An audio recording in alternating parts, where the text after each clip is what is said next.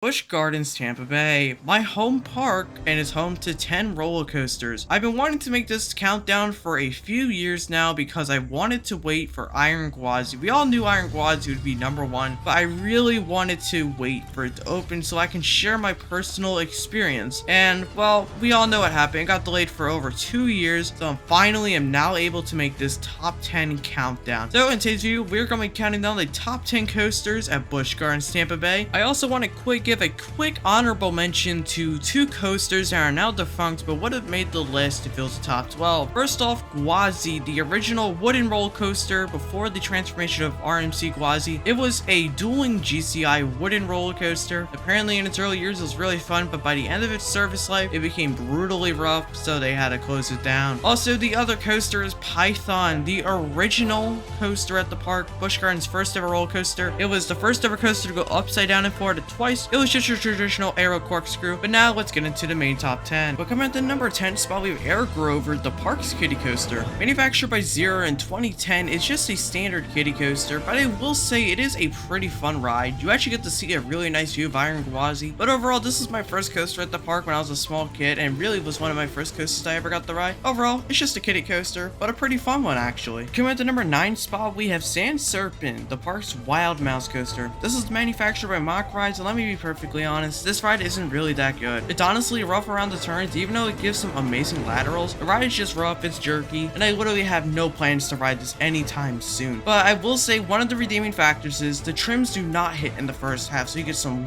wild laterals, which I do enjoy on the ride, to be honest. But coming at the number 8 spot, we have Scorpion, the park's Schwarzkopf looping coaster. To be honest, my most recent ride in this coaster was quite disappointing. Even though the loop was nice and forceful, the rest of the layout, it was rough, the train was shuffling around, and I really didn't enjoy my last ride on the ride, and it's probably the reason why I don't ride Scorpion often. But overall, it is a pretty good family coaster to get your kids started with looping roller coasters, and yeah, that's really what the main purpose of Scorpion is. I hope the ride does last just because there's not many Schwarzkopfs around anymore, so yeah, it's the really only reason why I would say this coaster should stay. But the number 7 coaster is Tigris, the park's Skyrocket 2. This isn't the first Skyrocket 2 that I've done, so that's why it ranks so low. Honestly, I find these rides to be okay, but I do like that inversion. The launches are fun, and the a twisting vertical drop is fun. The only issue I have is what other Premier Rides coasters just like it. It is these comfort collars. Honestly, if it was just a lap bar, I'd probably actually rank it higher, but because it doesn't have the lap bars, or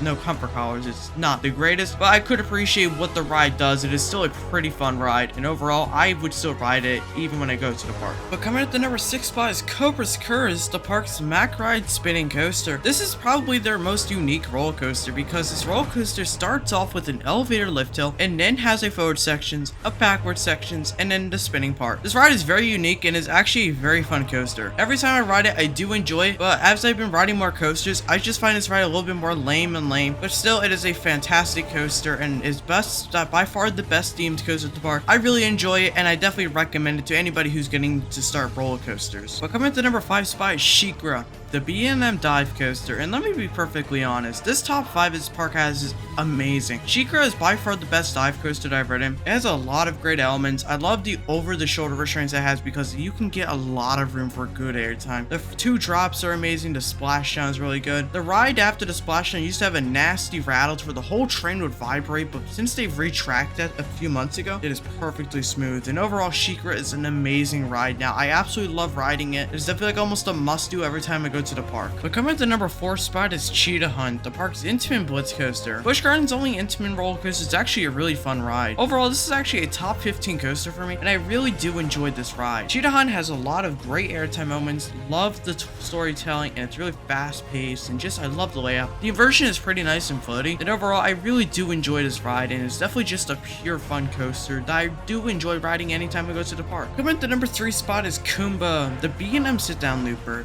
This B&M coaster is very awesome. It is very intense. It really holds the intensity and is a very smooth ride for being just about 30 years old. Kumba is honestly my favorite attraction when it comes to B&M sit-down coasters. This is my favorite sit-down looping coaster. It's better than the Forlos's and the other sit-down loopers that I have ridden. The only B&M looper that I would say is better is actually on this list. Is actually the next one. But overall, Kumba is very fun. I love how snappy it is.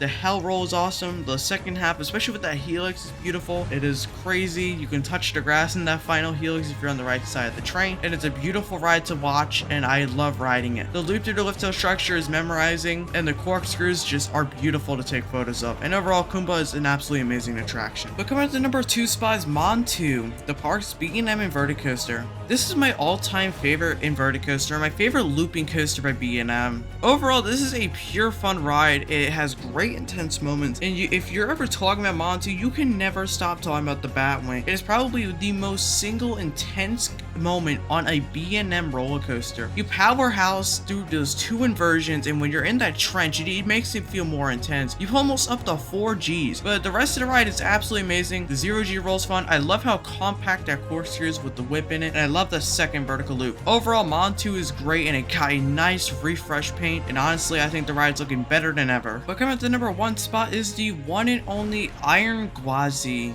The park's newest roller coaster and North America's tallest RMC is this amazing masterpiece. It is my favorite roller coaster at the moment of making this video. It has so many great airtime moments. I'm going to highlight a few of the moments real quick. The wave turn over the station is absolutely crazy and maybe my favorite part of the ride. The death roll is another really good moment. I'd say it's probably the most underrated moment on the ride, and the finale really is a great finale. I was really worried that the finale would have been pretty weak, but honestly, I thought it was absolutely amazing and it was absolutely great. But overall, Iron Gwazi is a full package. Every element gives airtime. That overbank turn feels like an inversion with an airtime moment coming out. And honestly, every element gives some sort of airtime, and Iron Gwazi was so worth the wait. Honestly, it was amazing on what RMC did with this coaster. So yeah, that is my top 10 coasters at Busch Gardens Tampa, or ranking every coaster at the park. So tell me in the comment section down below, what do you guys think of the list? How would you guys rank the coasters at Busch Gardens Tampa? Do you guys agree with my opinion?